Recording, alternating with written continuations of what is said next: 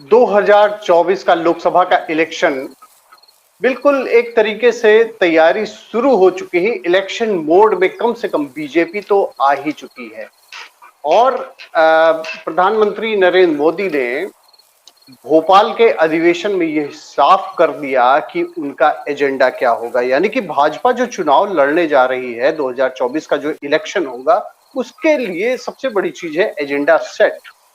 Complete पूरी तरीके से सेट कर दिया और भाजपा ने बिल्कुल साफ कर दिया है कि जो घोषणा पत्र में उनके द्वारा राम मंदिर का मुद्दा था, धारा 370 का था और यूनिफॉर्म सिविल कोड का था, इस पर भी तैयारी सरकार ने शुरू कर दी है। अब आते हैं, हम देखते हैं इस पे कि जो रणनीति है मोदी सरकार की कि किस तरीके से चुनाव को लड़ा जाना और जो टारगेट किया जा रहा है, कौन से जो वोट बैंक हैं, किस पर टारगेट किया जा रहा है। तो इसके लिए पिछला जो इलेक्शन था 2019 का, उसमें जबरदस्त सफलता जो मिली मोदी सरकार को, उसमें बहुत बड़ा रोल था मुस्लिम महिलाओं के वोट परसेंटेज का। और भाजपा यही देख रही है कि 2019 के इलेक्शन में जो मुस्लिम महिलाएं थी, उन्होंने जबरदस्त साथ दिया और 3 तलाक के मुद्दे पे जिस तरीके से बहुत ही ज्यादा जो उनके अंदर पीड़ा थी, खुलकर तो साथ नहीं दिया, लेकिन वो टर्न अप हुआ वोटर्स के उसमें। और जो सर्वे, भाजपा का जो इंटरनल सर्वे, जो उनके लोगों के द्वारा बार बार कहे भी जाते हैं कि मुस्लिम्स का खास करके जो महिलाएं थी 3 तलाक के मुद्दे पर, उन्होंने भाजपा को वोट किया।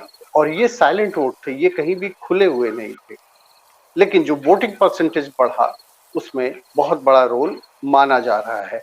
और साफ भी कर दिया, पीएम ने भी अपने स्पीच में कहा कि 2 कानून से घर नहीं चलता तो देश कैसे चलेगा।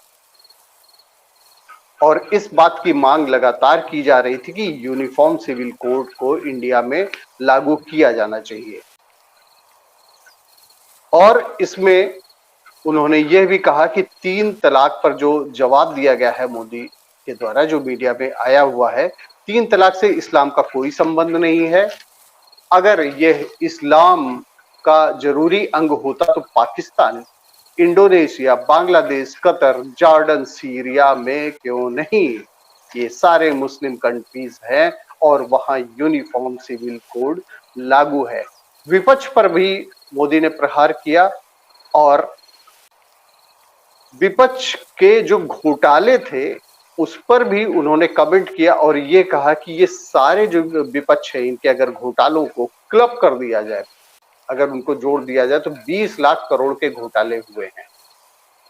और उन्होंने एक बार फिर से प्रहार किया कि घोटालेबाजों पर कार्रवाई करना ये उनकी गारंटी है। हाँ, एक बात और है जो भाजपा पिछले इलेक्शन से लगातार करती आ रही है और बार बार उस मुद्दे को उठाती रही है, वह है मुस्लिम्स में जो पिछड़ा समाज है, जिसको पसमानदा कहते हैं, उस पर भाजपा की फिर बढ़ती जा रही है, क्योंकि उनको लग रहा है कि जो मुस्लिम्स में पिछड़े हुए हैं उस पर उनको सहयोग करके भाजपा अपने साथ में मिला सकती है। और उन्होंने अपने स्पीच में यह भी कहा कि वोट बैंक की राजनीति करने वाले ने पसमानदा मुस्लिम भाई बहनों का जीना मुहाल कर रखा है। आज ये सारी चीजें मीडिया में आई भी हैं। उनके ही धर्म के एक वर्ग ने इसका शोषण किया। उन्होंने सीधा सीधा आरोप जो है वोट बैंक की राजनीति पर किया और ये कहा कि उन्हीं के लोगों के द्वारा इसका शोषण किया जा रहा है। विपक्ष पर उन्होंने प्रहार किया और कहा कि कांग्रेस, जेडीयू, डीएमके और एआईएमआईएम, ये ओवैसी वाली जो पार्टी है, वो तो मुस्लिम की ही राजनीति करती है, केवल उन्हीं की बात करती है। उसका नाम भी ऐसे ही है, ऑल इंडिया मुसलमानी करके कुछ है ऐसे ही। उसी की राजनीति करती है और सबसे ज्यादा दुहाई किसकी देती है कि ये सेक्युलर, सबसे ज्यादा सेक्युलर होने का दावा करते हैं। और अपने नाम में ही उन्होंने एक अपने ही मुस्लिम वर्ग को ही उन्होंने नाम में रख रखा है। और उन्होंने कहा कि इस पर जो है विपक्ष ने मोदी पर सवाल उठाए हैं, जिसमें ये सारी पार्टियां एक हैं। कांग्रेस नेता ने भी कहा है, तारिक अनवर ने, यूनिफॉर्म सिविल कोड अगर लागू करना तो 9 साल से उनकी सरकार है, पहले ही कर सकते थे। जैसे पहले कहते थे ना कि वो राम मंदिर कब बनाएंगे, तारीख नहीं बनाई बताएंगे, तो अब तो राम मंदिर जो है वो लगभग बन ही चुका है, फाइनल फेज में है। इसी तरीके से अब कह रहे हैं कि 9 साल जब बीत गया तो क्यों नहीं उन्होंने किया, इसको पहले ही कर देना चाहिए था।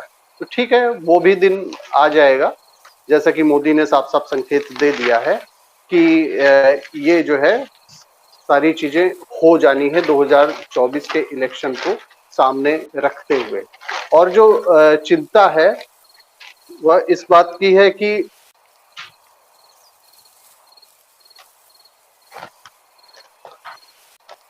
जो 2024 का इलेक्शन है उसमें जो चिंता व्यक्त की जा रही है, मोदी सरकार ने अपना एजेंडा पूरी तरीके से क्लियर कर दिया है।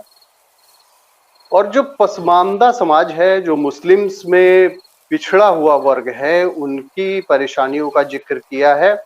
और मोदी ने मुसलमानों का, पसमानदा मुस्लिम्स का जिक्र करते हुए कहा कि वोट बैंक की राजनीति करने वालों ने इनका जीना मुहाल कर रखा है, इनका शोषण किया गया। ये मोदी के द्वारा कहना है।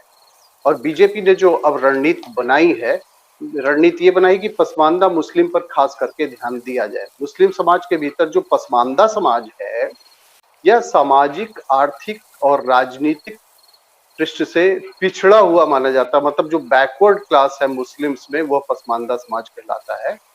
और वहां की महिलाओं को अपने साथ में जोड़ने की कोशिश की जा रही है भाजपा के द्वारा। और ये सबसे बड़ी बात यह है कि जो 2024 के लिए जो एजेंडा सेट कर रही है भाजपा, वह 2019 की पृष्ठभूमि को सामने में रख किया जा रहा है, क्योंकि 2019 में भाजपा को एक बहुत ही बड़ी जीत मिली थी।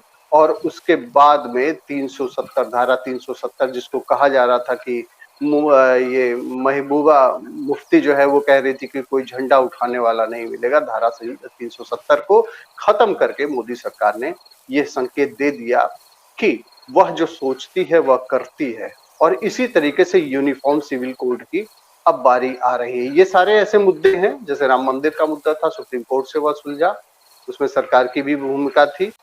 और ये ऐसे सारे मुद्दे हैं जिसमें बहुत ही मजबूती के साथ बयान देकर पीएम अपने कैडर को मजबूत करना चाहते हैं। जो मीडिया की खबरें हैं वह ये भी करती है कि जो इसका स्टैंड है, विपक्ष क्या इस पे रिएक्ट करता है, यह भी इस मुद्दे की दिशा को तय करेगा। और इस पे आरोप ये भी लगाए जा रहे हैं कि बेरोजगारी, गरीबी, महंगाई, मणिपुर के हालात पर जो है चर्चा नहीं की जाती है।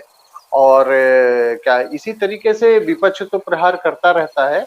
और बीजेपी का चुनावी वादा रहा है यूसीसी, इसलिए जो है इस पर ध्यान दिया जा रहा है। और यह भी कहा जा रहा है कि ये जो बैकवर्ड क्लास है मुस्लिम्स में, ये लगभग 80% होता है। तो अगर 80% को टारगेट करते हुए, उनको ध्यान में रखते हुए कोई योजनाएं बनाई जाती, बार बार जो है पसमानदा समाज की बात की जाती है, और जो भाजपा अपना जो एजेंडा रखती है उसमें जो 2019 में उनको लगता है कि जो सफलता मिली है, जो 3 तलाक के मुद्दे पर मुस्लिम महिलाओं ने उनको वोट किया, ऐसा भाजपा का मानना है, उसी को ध्यान में रखते हुए जो पिछड़ा वर्ग है मुस्लिम्स का, जो अभी भी पिछड़ा हुआ है, उसको भी अपने साथ में लाने की कोशिश भाजपा कर रही है।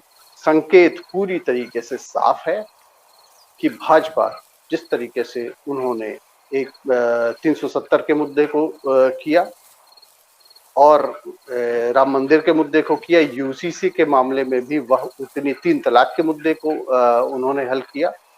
इसी तरीके से यूनिफॉर्म सिविल कोड को भी पूरी तरीके से अपने एजेंडे में शामिल रख के, उसको सामने रखते हुए भाजपा अपनी 2024 की रणनीति बना रही है।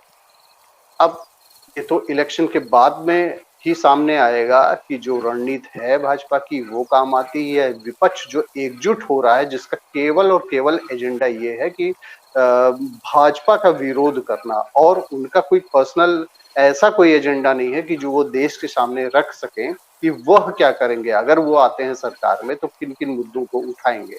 उनका एक एजेंडा है जो सारे दल हमेशा होता है, वो कोई नई बात नहीं है, एक साथ होते हैं, सारा कुनबा एक होता है। ये अलग बात होती है उनका नेता कौन होगा, ये नहीं तय हो पाता है, और लास्ट तक खैर वो नौबत ही नहीं आती है कि नेता तय करने की नौबत आए, क्योंकि अगर जीतेंगे तो नेता चुनने की बात आएगी, वहां तक बात ही नहीं पहुंचती, उसके पहले विपक्ष जो है फिर से बिखर जाता है। तो ये था आज का यूनिफॉर्म सिविल कोड पर चर्चा, जो अभी अधिवेशन हुआ था जिस पर पीएम ने बोला था, उस पर जो आज की एनालिसिस थी, जो मीडिया में खबरें आई हैं, जो इनपुट लिए गए हैं वो मीडिया से ही लिए गए हैं, जो पीएम ने बोला है वो इनपुट है, और रिजल्ट क्या होगा ये तो आने वाले समय में पता चलेगा। Thank you.